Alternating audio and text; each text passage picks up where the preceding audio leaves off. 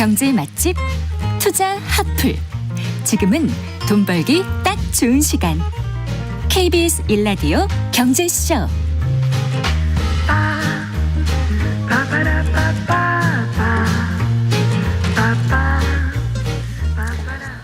아, 4시 38분입니다. 직장 다닐 때는 그러려니 하다가 퇴직하고 나면 터지는 폭탄이 있습니다. 바로 건강보험료인데요. 소득은 없는데 매달 고지서 날아드는 게 그야말로 없는 집 제사 돌아온다 이런 표현하듯이 그렇게 부담으로 다가옵니다. 자, 퇴직 후에 건강보험료 폭탄 피하는 법 오늘 얘기 나눠볼까요? 김동엽 미래에셋 투자와 연금센터 상무 이 자리에 모셨습니다. 반갑습니다. 네, 안녕하십니까? 안녕하세요. 이 퇴직자분들 건강보험료 걱정 많이 하시더라고요. 진짜로 퇴직자 상담해 보면 제일 많이 나오는 질문 중에 하나 요즘 건강보험료 같아요. 고전은 생각 안 했었는데 이게 많다. 네, 저도 왜 그럴까 생각해봤는데 네. 어떤 퇴직자분이 그러더라고요. 월급은 끝났다. 그래도 건강보험료는 계속 내야 된다. 이런 이야기 하시는데 네. 직장인들은 건강보험료 걱정 많이 안 합니다. 왜 안 하냐면 제가 생각을 해봤는데 첫 번째는요. 월급에서 떼고 나옵니다. 그냥 떼니까 아예 그냥 생각 안 하고 있죠. 떼고 받으니까 크게 생각도 안 하고 또 생각을 한다고 한들 줄일 방법도 없고요. 많지 않아서 네. 크게 생각 관심 안 가지는데 퇴직자는 좀 다르죠. 퇴직자는 이제 직장 가입자에서 지역 가입자로 전환해서 이제 건강보험료를 납부를 해야 되는데 네. 일단 직장 다닐 때는 보험료 절반을 회사가 내줬는데 일단 전액을 자기가 다 내야 됩니다. 거기다가 이제 소득에만 보험료를 내는 게 아니고 재산하고 자동차에도 건보료를 부과한다고 하니까 이제 덜컥 겁이 나는 거죠. 재산에 부과해? 자동차에 부과해? 이런 생각들을 하는 것가 있고요. 네. 그다음에 이 부분도 많이 이야기하더라고요. 국민연금 보험료는 60세까지만 내잖아요. 네. 건강보험료는 죽을 때까지 내야 되거든요.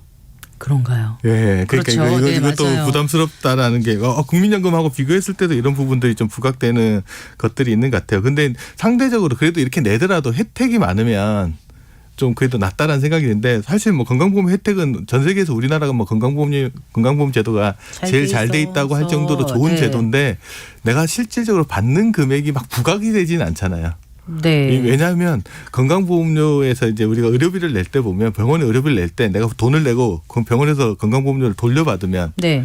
느낌이 마치, 오잖아요. 느낌이 그렇죠. 느낌이 올 건데 애초에 아예 안 낼 돈 빼놓고 내 것만 급여, 내니까 비급여를 내가 나눠서. 얼마 혜택을 받았는지 모르는 부분들도 있거든요. 그런가요? 상대적으로 혜택이 큰데도 비해서 느낌은 잘 없어서 이제 건보료 부담에 대해서만 이야기를 많이 하시는 것 같습니다. 네. 그래서 요즘 만나시는 분들이 건강보험료에 대해서 많이 물어오신다고 얘기하셨잖아요. 주로 어떤 걸 물어보세요? 딱 두 그러면요? 가지입니다. 뭐요? 퇴직 후 건강보험료 얼마나 내야 되냐? 얼마나? 네. 얼마나 내야 되냐? 두 번째 물어보는 거는 많이 내시는 분들이 하는 거죠. 얼마나 줄일 수 있냐? 이런 것들 크게 두 가지를 물어보는데 차량과 자동차를 줄여요? 결국은 이제 문제는 네. 그러려면 건강보험료가 어떻게 계산되는지를 알아야지 줄이는 비법도 나올 수 있을 거 아니에요. 네. 그래서 거기에 대한 이야기들을 조금 해보면 좋을 것 같습니다. 그럼 이제 직장 가입자와 지역 가입자의 그 건강보험료 산정 방법 어떻게 차이가 있는지부터 알아보면 좀 도움이 되겠네요. 일단 직장 가입자부터 살펴보면 직장 가입자는 일단 소득에만 건강보험료를 냅니다. 네. 보통 이제 두 가지가 있는데 소득은 보수월액 보험료가 있고 소득월액 보험료가 있어요. 어렵게 생각하지 말고 비슷한 거 아닌가요? 우리가 보면 보수나 소득이나 그 말이 그 말 같은데 그냥 쉽게 생각하면 보수월액은 내가 지금 현재 직장에 다니면서 받는 돈을 보수라고 보시면 됩니다. 네. 그럼 1년치 받은 보수가 있잖아요. 네. 그거의 12분의 1 하면 한 달치 급여가 되잖아요. 네. 그 급여에다가 일정 부분들을 보험료로 납부가 하는데 네. 현재 보험료율이 얼마 정도 되냐면 2024년 기준으로 말하면 네. 건강보험료율이 7.09% 정도 됩니다. 그러니까 소득의 한 7% 정도를 낸다. 그리고 또 건강보험료의 한 12.95%를 장기요양보험료로 또 냅니다.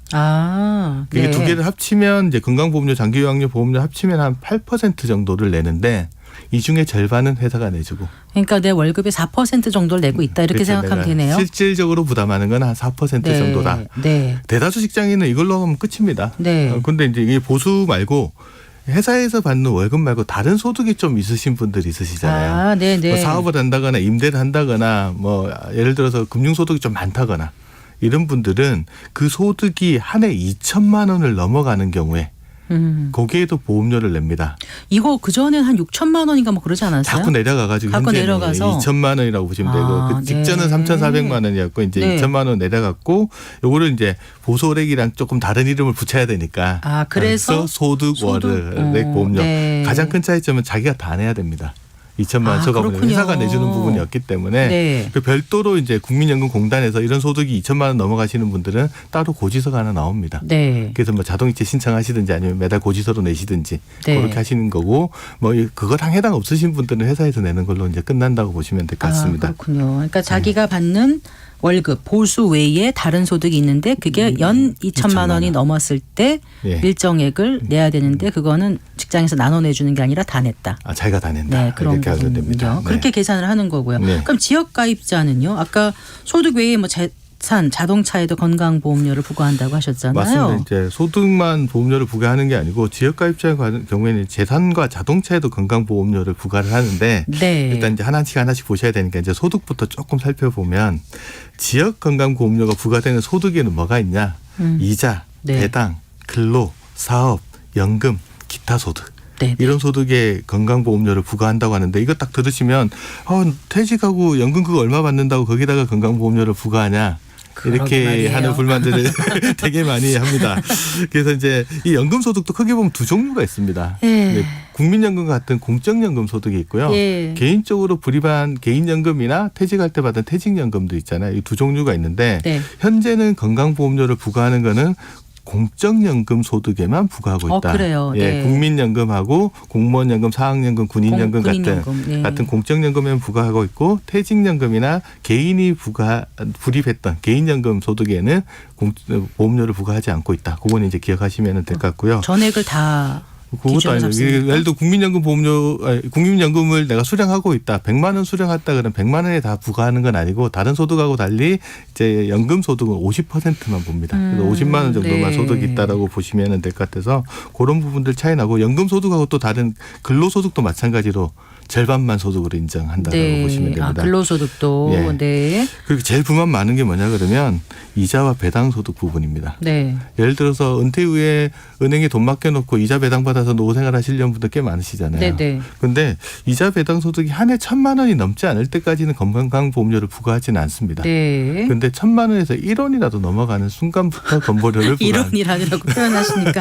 그럼 이자는요. 이자 소득세를 내지 않나요? 이자 소득세랑은 세금은 다르고 그러니까 우리가 과세 대상 소득. 네. 네, 네. 이자나 배당에는 말씀하셨듯이 이자 소득세, 배당 소득세 내잖아요. 네. 그렇게 세금 내는 소득이 한 해 1,000만 원 넘어가는 네. 경우에 이제 건강보험료를 부과하는데 네. 1,000만 원이 넘어가면 예를 들어 1,000만 1원이다 그러면 1원에 부과하는 게 아니고 1,000만 1원에 부과합니다.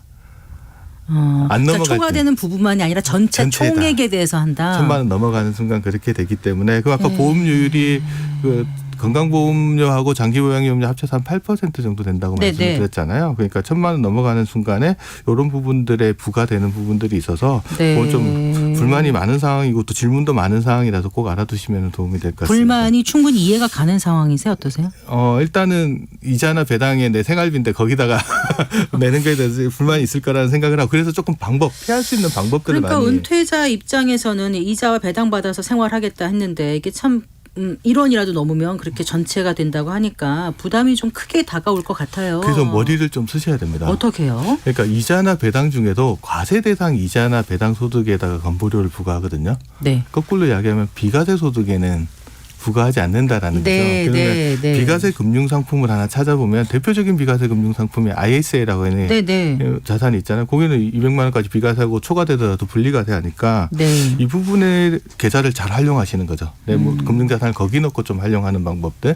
그렇게 해서 이자 소득세도 줄이고 건강보험료도 좀 줄이는 방법이 있고요. 네. 그다음에 또 다른 게 뭐가 있냐 그러면 아까 공적연금 소득에는 건강보험료를 부과하고 있지만 사적연금 소득에는 안 안 한다고 한다 그러셨잖아요. 대표적인 사적연금 계좌가 뭐가 있냐면 연금저축하고 IRP라는 시간에 계좌가 여러 번 있습니다. 말씀해 주신 거예요. 그 네. 계좌에서 발생하는 수익은 이자 배당 소득으로 보는 게 아니고 연금 소득으로 보거든요. 네, 네. 개인연금은 부과하지 않으니까 그걸 활용하는 방법이 있습니다. 그래서 대표적으로 많이 물어보시는 게 퇴직금을 일시에 수령해서 내가 일반 금융상품에 넣어놓으면 이자나 배당이 나오잖아요. 네. 거기 1,000만 원 넘어가면 건보료가 부과되잖아요. 네. 근데 똑같은 퇴직금이라도 그거를 연금저축계좌나 IRP 계좌에 넣고 연금 형태로 수령하면 거기에는 건보료가 부과되지 않기 때문에 네. 그런 부분들 잘 활용하셔가지고 자기 소득의 형태를 어떻게 만들어 놓을 거냐. 그건 비과세- 퇴직 전에 결정해야 되겠네요. 그 퇴직금 수령하는 시점에 결정하시면 네. 되고 네. 또 연금저축 IRP 계좌 잘 활용하시면 소득공제도 세액공제도 받으시고 또 건보료도 절감할 수 있으니까 그런 부분들 좀 잘 활용하시는 게 중요합니다. 다시 여쭤볼게요. 소득에 부과하는 건강보험료율 이거는 직장 가입자와 동일한 방법으로 계산하나요? 일단 보험료율은 이제 건강보험료율하고 장기요양보험료율 합쳐서 한 8% 정도 되는 건 동일한데요. 네. 참 소액 소득만 있는 사람도 있잖아요. 네네. 그런 부분들한테 최소 보험료를 좀 적용을 해줍니다. 그래서 연소득이 한 336만 원보다 적으신 분들 있잖아요. 그런 분들에 한해서는 건강보험료 19,780원에 장기요양보험료 더해가지고 이제 22,340원을 최소 보험료로 낸다고 보시면 돼요. 네. 그게 이제 최소 보험료 내시는 분이고 네. 336만 원보다 소득이 많으신 분들은 그냥 8% 정도 보험료 납부하신다라고 보시면 될 것 같아요. 네. 그래서 나는 얼마 나오냐 이렇게 물어보시는 분들 많아서 이제 예를 한번 좀 들어보면 이해하시는데 조금 도움이 되실 것 같아요. 예를 네. 들어서 어떤 분이 노령연금, 국민연금을 한 2천만 원 받으시고요. 이자와 배당으로 1,200만 원, 사업소득 800만 원이 있다. 이렇게 네. 해볼게요. 그러면 노령연금은 아까 공적연금이잖아요. 네. 건강보험료 부과가 되는데 2천만 원 받으면 그중에 절반만 소득으로 보잖아요.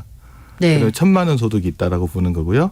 이자 배당은 1,000만 원이 넘어가니까 1,200만 원 다 잡히고 사업소득 800만 원 더하면 이분은 이자 배당 1,200만 원에 사업소득 800만 원 2,000원에다가 노령연금으로 2천만 원 거의 절반 받으면 합쳐서 3천만 원 정도 소득이 있는 게 되거든요. 네. 네. 이 금액의 한 8% 정도를 건강보험료로 납부를 하게 되면은 한 20만 원 정도가 건강보험료, 장기요양보험료 합쳐서 납부하게 되는 구조가 되는 거라고 보시면 됩니다. 네.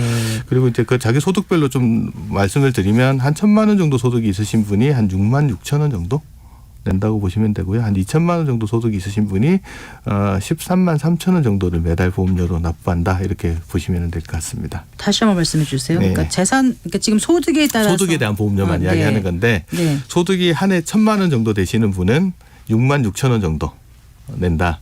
그리고 2천만 원 정도 있으신 분은 한 해 월 13만 3천 원 정도 낸다. 그다음에 한 3천만 원 정도 있으신 분은 한 20만 원 정도 낸다. 네. 뭐 이 정도 기억하시면 될 것 같습니다. 그럼 재산에 따라서는 건강보험료를 얼마나 부과하는데요? 제일 많이 물어보는 게 도대체 재산이 뭐냐? 건강보험료 부과가 되는 재산 중에 주택, 건물, 토지, 선박, 비행기, 전월세 보증금. 예. 선박이나 비행기 있으신 분은 드무실 거니까 네. 딱 보시면 주택, 건물, 토지에 부과한다라고 보시면 되고요. 특이한 것 중에 하나가 전월세 보증금에도 부과를 해요. 이것도 재산으로 보는데 단 전월세 보증금이 1억이다 그러면 1억에 부과하는 게 아니고 이건 네. 30%만 소득으로 자산으로 봅니다. 네. 1억짜리 전세에 살면 3천만 원 원에 정도 대해서? 자산이 있다 보면 되고요. 그리고 주택, 건물, 토지에 대해서도 이거를 시가로 부과하는 건 아니고 지방세 내는 재산세 과세 표준이 있잖아요. 네. 그거 정도에 부과를 한다라고 보시면 될 것 같아요. 그런데 이제 소득하고 달리 이건 정률로 부과하는 게 아니고 등급제로 부과하는데 뭐 네. 과정은 조금 생략하고 크기별로 제가 얼마 정도 나오는지 계산을 한번 해봤습니다. 네. 이제 재산세 가표가 한 3억 정도 되시는 분 같은 경우에는 한 14만 9천 원, 한 15만 원 정도를 월 보험료로 낸다고 보시면 될 것 같아요. 네. 그리고 한 5억 정도 있으신 분 같은 경우에는 18만 4천 원 정도 매달 네. 되고요. 10억 정도 되시는 분은 24만 5천 원 정도를 매달 재산보험료로 납부한다라고 보시면 됩니다. 그럼 자동차에는 얼마나 부과하나요? 자동차는 기준을 잘 아시면 되는데 일단 사용연수가 9년이 안 돼야 되고요. 네. 차량 잔존가액 이게 시가가 아니고 잔존가액 기준으로 4천만 원이 넘는 승용차에만 부과합니다. 그래서 업무용 네. 자동차에 부과 안 한다고 보시면 되고요. 9년 넘어간 자동차 부과 안 하고 잔존가액이 4천만 원 안 되면 부과하지 않는다. 네. 그런데도 이제 퇴직하시고 또 은퇴 기념으로 또 새 차 좋은 거 하나 사시는 분들이 계시잖아요. 그런 분들 같은 경우에 뭐 배기량이 한 3,000cc 넘어가는 새 차를 샀다 그러면 한 5만 원 조금 넘게 보험료 내신다고 보시면 되고요. 그래서 살 때는 자동차 살 때는 명의를 누구로 할 건지도 한번 생각을 해요. 5만 원을 네, 매달 보험료로. 월을 그렇게 많이 내야 돼요? 새 차 좋은 거 사시면 깜짝 놀랐어요. 아, 최고가 그렇군요. 자동차에 붙는 최고 보험료가 한 5만 원 좀 넘습니다. 자, 그렇게. 그럼 재산이 많은 사람이 재취업하면 이제 건강보험료 절감할 수 있다고 하는데 이건 맞죠? 그렇죠. 소득, 재산, 자동차에 부과되는데 재산이 많아서 건보료 많이 나온 사람들은 이거 사람 재취업하게 되면은 직장 가입자로 전환제잖아요. 네. 그렇게 되면 소득에만 부과되니까 건보료 절감 효과가 있을 꽤 수 있을 수도 있겠죠. 사람에 근데 따라서. 아까 말씀드렸듯이 소득 중에서 직장에서 받는 급여 말고 다른 소득이 많으신 분들은 네. 그렇다고 하더라도 전환했을 때 큰 효과는 없나요? 별로 없을 겁니다. 왜냐하면 2천만 원 넘어가는 소득에 대해서는 다시 소득월액 보험료 부과된다고 그 말씀드렸습니다. 퇴직 이후에 개인 사업 시작하는 경우는 지역가입자로 보험료 납부합니까? 아니면 직장가입자가 되는 건가요? 이것도 많이 물어보시거든요. 갑자기 막 궁금해요. 헷갈리시죠. 네. 일단 네. 개인 사업자는 종업원이 없으면 일단 지역가입자입니다. 근데 종업원이 한 명 한 명 하나 있는데 있으면. 그 종업원이 4대 보험 가입자인 경우 있잖아요. 네네. 그런 경우에는 직장 가입자가 됩니다. 그래서 직장 가입자로 전환해서 보험료를 납부하게 된다라고 보시면 됩니다. 네. 근데 근로자와 달리 개인 사업자들은 따로 보수받지 않는데 아니 보수를 책정할 수도 있겠네요, 참. 책정할 수도 있고 안 할 수도 있는데 일단 그래서 이제 내가 개인 사업 하신다, 종업원이 있다, 그러면 네. 신고를 해야 되잖아요, 소득 신고를. 예. 일단 첫 해에는 이제 사업 소득이 얼마인지 모르니까 신고한 대로 냅니다. 네. 근데 이듬해 5월 달이 되면은 이제 소득 신고를 하잖아요. 네. 그 자료에 맞춰서 이제 조정을 하고요. 주의해야 될 게 하나 있는 게 네, 네. 자칫 잘못하면 뭐가 되냐. 내가 종업원을 뒀는데 종업원의 월급보다는 많이 신고해야 됩니다. 네, 네. 그거는 좀 참고를 하셔야 되고요. 손해를 보더라도 종업원이 있으면 종업원 월급만큼은 신고하셔야 되니까 그거는 좀 기억을 하고 계셔야 될 것 같습니다. 네, 잘 들었습니다. 고맙습니다. 감사합니다. 네, 김동엽 미래에셋 투자와 연금센터 상무와 얘기 나눠봤습니다. 마칠 시간이네요. 성기영의 경제쇼 오늘 순서 여기서 인사드리겠습니다. 저는 아나운서 성기영이었습니다. 고맙습니다.